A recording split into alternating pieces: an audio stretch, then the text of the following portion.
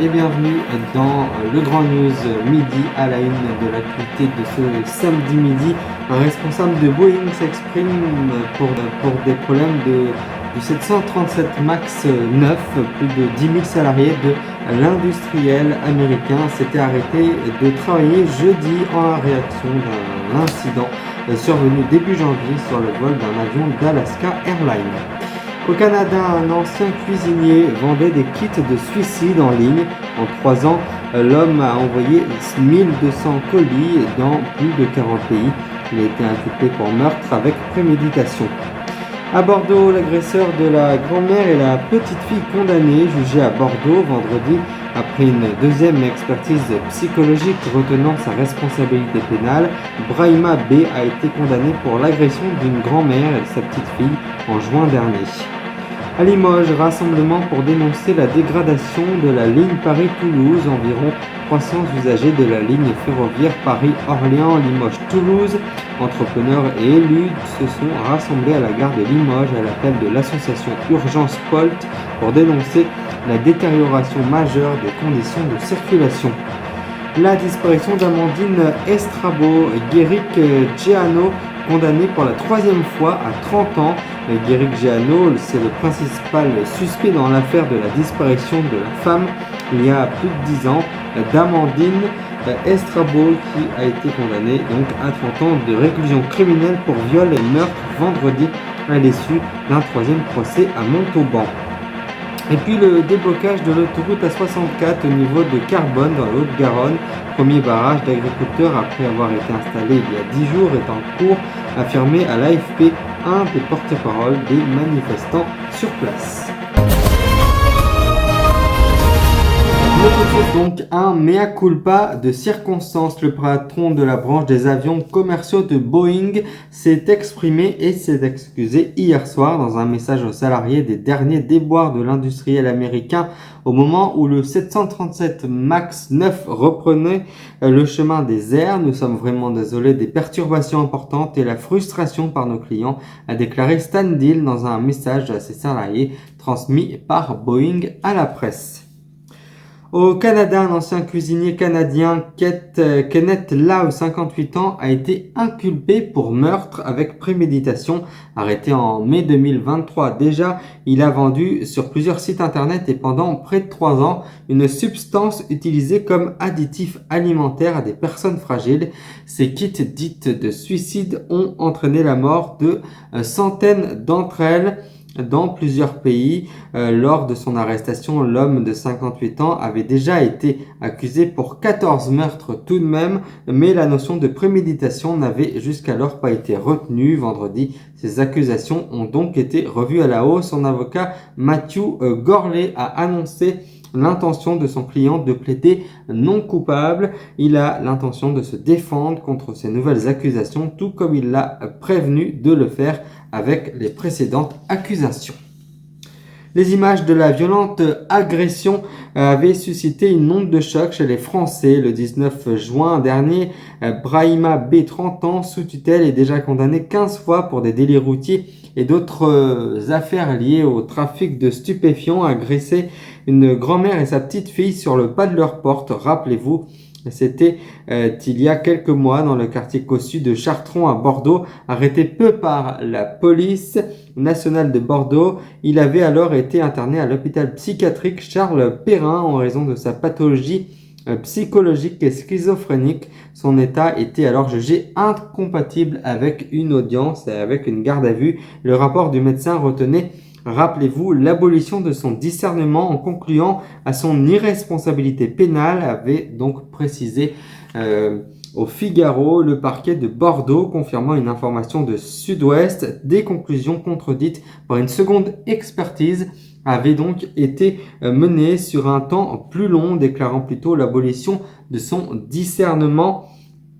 Lors des faits, cette nouvelle expertise médicale a rendu le coupable responsable, donc face à la justice. Il a été placé en garde à vue, il a été placé en garde à vue par des chefs de violence volontaire sur mineurs de moins de 15 ans suivis d'un jour de incompatibilité de travail, des violences volontaires sur des personnes vulnérables suivies de 5 jours d'ITT et de violation de domicile. Jeudi, l'agresseur de la cour de la Martinique a été jugé en comparution immédiate par le tribunal judiciaire de Bordeaux. Les faits se sont déroulés hier au tribunal. Il a donc été condamné.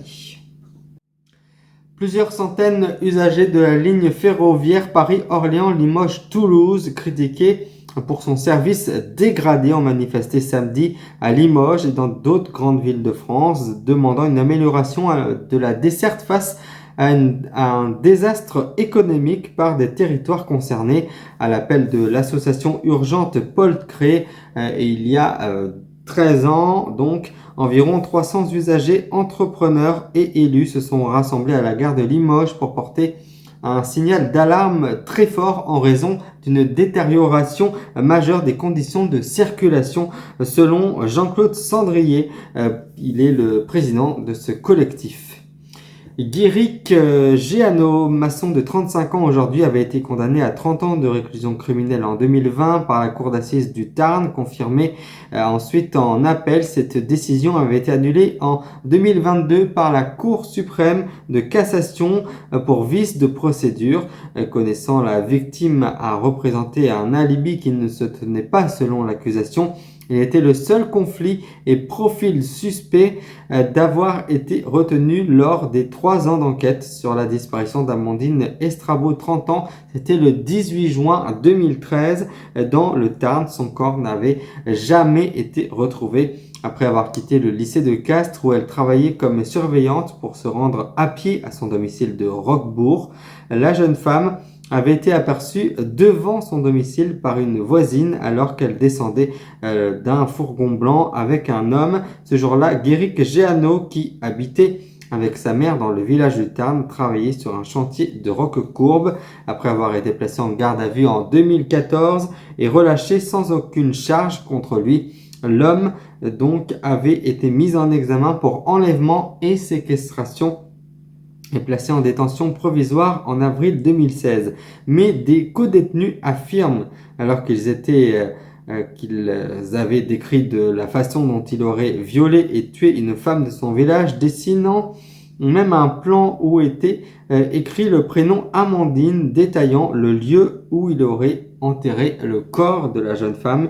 Il expliquera ensuite aux enquêteurs que ces plans désignaient des emplacements de cueillette de champignons et de pêche. C'est quasi nettoyé, c'est quasi fini et dégagé. Ce sera fait aux alentours de midi et demi, a déclaré Jean-Joël Tournier, l'un des porte-parole du mouvement à carbone avec l'éleveur Jérôme Bail. On attend que les services de l'État lavent la route avec aussi une entreprise privée qu'on a déjà fait venir pour nettoyer la route, a poursuivi Joël Tournier, éleveur céréalier, ajoutant qu'il fallait balayer, dégraisser pour que ce soit nickel. Et puis dans le même temps, certains véhicules de transport routier sont exceptionnellement autorisés à rouler ce week-end après les difficultés de circulation cette semaine déclenchées par les manifestations d'agriculteurs, est-il indiqué dans un arrêté publié ce samedi au journal officiel des routiers. Les interdictions de circulation normalement prévues pour les véhicules de transport de marchandises de plus de 7,5 tonnes durant le week-end sont levées jusqu'à samedi 27, donc aujourd'hui à 10h, jusqu'au lundi à 10h, après les difficultés de circulation induites par les manifs des agriculteurs. C'est en tout cas ce qu'a décrit le préfet. Le but est de permettre l'achèvement des opérations de transport entamées depuis samedi jusqu'à 22h, ainsi que le retour des conducteurs routiers dans des opérations de transport qui ont été perturbées vers le lieu de repos habituel.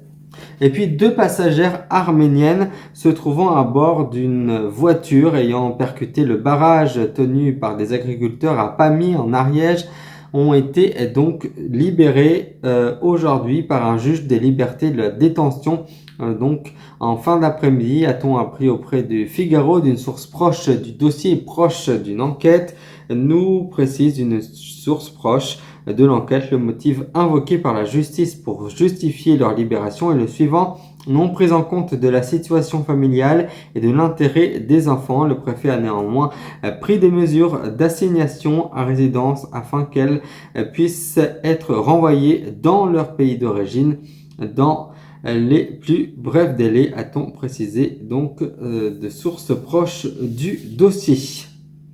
Nous apprenons aujourd'hui la disparition de Frédéric Edelman. Il était spécialiste de l'architecture au journal Le Monde et pionnier de la lutte contre le sida. Il était âgé de 72 ans. Et avant de refermer cette édition, je vous en rappelle l'une des principales informations détaillées dans ce 13h à Bordeaux. L'agresseur de la grand-mère de sa fille condamné, jugé à Bordeaux vendredi après une deuxième expertise psy retenant sa responsabilité pénale. Brahima B a été finalement condamné pour agression d'une grand-mère de sa petite fille en juin. Voilà, c'est la fin de ce journal. Nous nous retrouvons ce soir pour le journal de 20h. Je vous souhaite une très belle après-midi. À ce soir 20h.